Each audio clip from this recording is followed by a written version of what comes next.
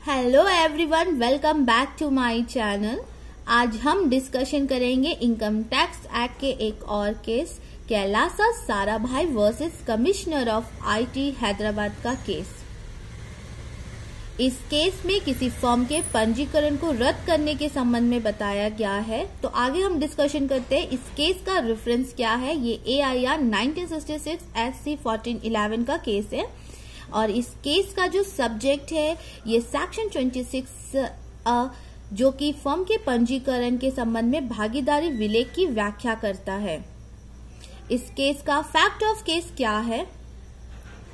इस केस में जो अपीलार्थी है वो एक कपड़ा व्यापारी है और उसने अपने फर्म के पंजीकरण के लिए, जो कि सेक्शन 26 के अंतर्गत 30 जून 1955 को प्रस्तुत किया था और जो कि 1956 और 57 के कर निर्धारण योग्य थे।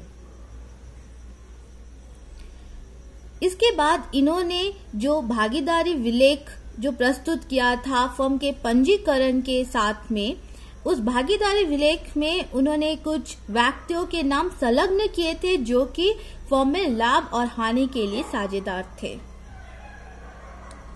तो जो लाभ और हानि के लिए साझेदार थे वो कुल 8 साझेदार थे, साथ ही कुछ अवश्य साझेदार भी इसमें सम्मिलित थे।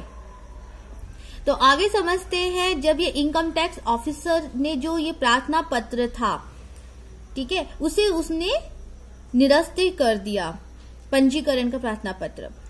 तो यहाँ पर जो ये अपील थी, या अपीलार्थी के द्वारा जो अपील है वो कहाँ प्रस्तुत किया गया, वो असिस्टेंट कमिश्नर ऑफिसर्स के पास में अपील को प्रस्तुत किया गया। तो वहां पर से भी जो असिस्टेंट कमिश्नर अपील के पास से भी ये अपील को क्या कर दिया गया, निरस्त कर दिया गया। उसके बाद जो अपील है अपीलार्थी के द्वारा अपीलेट ट्रिब्यूनल के पास प्रस्तुत किया गया। जब मामला अपीलेट ट्रिब्यूनल के पास आया तो यहाँ पर उसने क्या आधारित किया कि जो विलेख थे उसमें कुछ ऐसे अवयस्क साझेदार को सम्मिलित किया गया था फर्म में वयस्क साझेदारों के साथ में लाभ और हानि के समान वितरण के लिए, ओनली लाभ के वितरण के लिए। तो वहां पर क्या हुआ, सेक्शन जो 16A के अंतर्गत जो फर्म का पंजीकरण था उसे निरस्त कर दिया गया और जो अपीलेट अधिकारी थे उन्होंने सेक्शन 66 के अंतर्गत कुछ विशेष प्रश्न उच्च न्यायालय को संदर्भित किए। जो उच्च न्यायालय को जो प्रश्न रखे गए थे उसमें ये बताया गया था कि जो ये विशेष तथ्य है, परिस्थितियां है, क्या उसके अनुसार फर्म का पंजीकरण करना अनिवार्य है। तो ये सेक्शन 66A के अंतर्गत उच्च न्यायालय को प्रेषित किए थे। तो उच्च न्यायालय ने इन प्रश्नों के संदर्भ में नकारात्मक उत्तर दिया। तो यहाँ पर जब उच्च न्यायालय का निर्णय आया तो अपीलार्थी ने उच्च न्यायालय के निर्णय के विरुद्ध में अपनी अपील जो है वो सुप्रीम कोर्ट उच्चतम न्यायालय के समक्ष प्रस्तुत किया। जब मामला उच्चतम न्यायालय के पास में आया तो उनके जो विशेष न्यायाधीश थे उनका यह कहना था कि जो भी अवयस्क साझेदार जो फर्म में भागीदारी विलेख में जो वयस्क साझेदारों के साथ में सम्मिलित किए गए थे, वहां कहीं भी यह स्पष्ट नहीं किया गया था कि जो यान साहब के जो सदस्य थे, वयस्क साझेदार थे, वो भागीदार में समान हिस्सा रखते थे। ठीक है। और उच्च न्यायालय के द्वारा यह भी आधारित किया गया कि जो भी विलेख प्रस्तुत किया गया था, निर्दिष्ट किया गया था, उसमें कहीं भी उनके जो अंश थे उसके संबंध में कहीं भी जो व्याख्या नहीं किया गया था।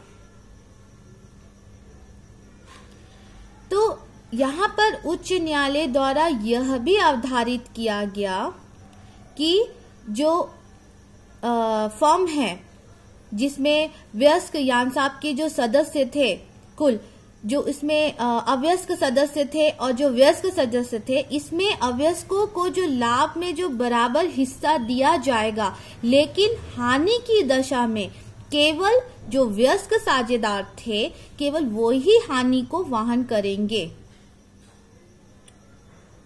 ठीक है, तो ये तो उच्च न्यायालय के द्वारा अवधारित किया गया था और उच्च न्यायालय के द्वारा यह भी अवधारित किया गया था कि सेक्शन 26A के अंतर्गत यह निर्दिष्ट किया गया है कि जो भी निर्दिष्ट करने का जो अर्थ होता है वो होता है वर्णित करना, उल्लेख करना, वृद्धि करना, ना कि जो हिस्से होते हैं उसे दर्शाना। यहाँ कहीं भी किसी भी प्रकार का हिस्से के संबंध में सेक्शन 26A के अंतर्गत व्याख्या नहीं किया गया। और साथ ही उच्च न्यायालय ने यह भी अवधारित किया कि जो ये फर्म थी ये एक प्रथम भागीदारी फर्म थी जो कि 1955 को गठित किया गया था। तो केवल इस आधार पर पंजीकरण को निरस्त नहीं किया जा सकता, क्योंकि इन पंजीकरण के लिए सारे नियमों का पालन किया गया था। सारे वयस्क साझेदारों के द्वारा हस्ताक्षर लिया गया था, साथ ही उनके जो कर की जो करेंट जो गत वर्ष के कर का जो भी निर्धारण था वो उसमें उल्लेखित किया गया था और सारे नियमों का पालन किया गया था और संवैधानिक विधि का विशेष ध्यान रखा गया था। तो जहां पर ये सारी विधियों या नियमों का पालन किया गया था तो वहां पर पंजीकरण को निरस्त नहीं किया जा सकता। तो यहाँ पर जो निर्णय दिया गया था सर्वोच्च न्यायालय के द्वारा, उसने उच्च न्यायालय के द्वारा दिए गए नकारात्मक उत्तर को सकारात्मक जो निर्णय देते हुए अपील का निर्णय सुनाया। तो यहाँ पर principles of law laid down क्या बोलता है? यहाँ पर यह समझाया गया है कि सेक्शन 26A के अंतर्गत निर्दिष्ट करना का मतलब होता है उल्लेख करना, वर्णित करना, वृद्धि करना। वो किसी भी प्रकार के हिस्से की व्याख्या नहीं करता है और पंजीकरण को निरस्त नहीं किया जा सकता क्योंकि उसने संवैधानिक सारे विधि और नियमों का पालन किया था। तो यहाँ पर ये केस जो है हम फिनिश करते हैं। मुझे लगता है कि आपको ये सारी केस समझ में आ गई होगी। अगर कुछ डाउट और क्वेरीज है तो आप मुझे कमेंट बॉक्स पर लिख सकते हैं। तब तक के लिए धन्यवाद।